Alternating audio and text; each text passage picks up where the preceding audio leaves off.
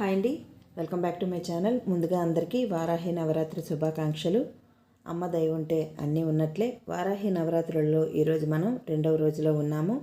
దుష్ట శిక్షణ చేసి శిష్ట రక్షణ చేయమని అమ్మను మనస్ఫూర్తిగా వేడుకుంటూ ఈరోజు వీడియో ప్రారంభిస్తున్నాను.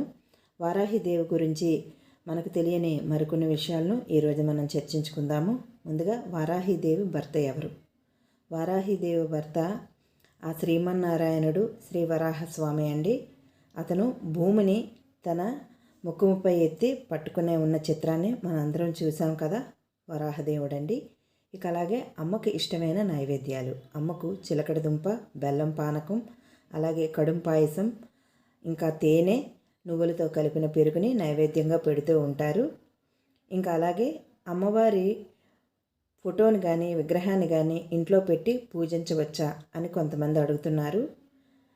నిజంగా చెప్పాలి అంటే అమ్మవారు శక్తి స్వరూపిణి అండి. వారాహిదేవి అనే కాదు, బగలాముఖి, ప్రత్యంగిరి, శ్యామలాదేవి, కాళీమాత వీళ్ళందరూ కూడా శక్తి స్వరూపిణులు. ఈ అమ్మల్ని మనం ఇంట్లో పెట్టి పూజించటం నాకు తెలిసినంత వరకు అయితే కరెక్ట్ కాదు. ఎందుకంటే పరమ నిష్ఠా నియమంతో ఈ పూజలు చేయాలి. ఏమాత్రం తప్పు జరిగినా, తెలియక ఏమైనా అవకతవకలు చేసినా దాని ఫలితాన్ని కూడా మనం అనుభవించవలసి వస్తుంది. కాబట్టి మనస్ఫూర్తిగా అమ్మను త్రికరణ శుద్ధిగా నమస్కారం చేసుకుందాము. లేదా లలితాదేవి ముందు, ఆమె లలితాదేవికి సైన్యాధ్యక్షురాలు కాబట్టి, అంటే లలితాదేవికి ఆ అమ్మవారు కాపలా కాస్తుంది కాబట్టి లలితమ్మనే వారాహిదేవిగా తలుచుకుని పూజ చేసుకుందాం తప్ప వారాహిదేవిని నాకు తెలిసినంత వరకు ఇంట్లో పెట్టుకోవడం అంత మంచిది కాదు. ఎందుకంటే ఆమె శక్తి కాబట్టి. కుదిరితే దగ్గరలో ఉన్న ఆలయాలకు వెళ్ళి దర్శనం చేసుకోండి తప్ప ఇంట్లో ఈ సోషల్ మీడియా చూసి ఒకరిని చూసి ఒకరు ఇలా చేస్తున్నారు. ఇదైతే నాకు తెలిసినంత వరకు కరెక్ట్ కాదు. ఒకవేళ ఎవరికైనా తప్పుగా అనిపిస్తే కనుక క్షమించండి.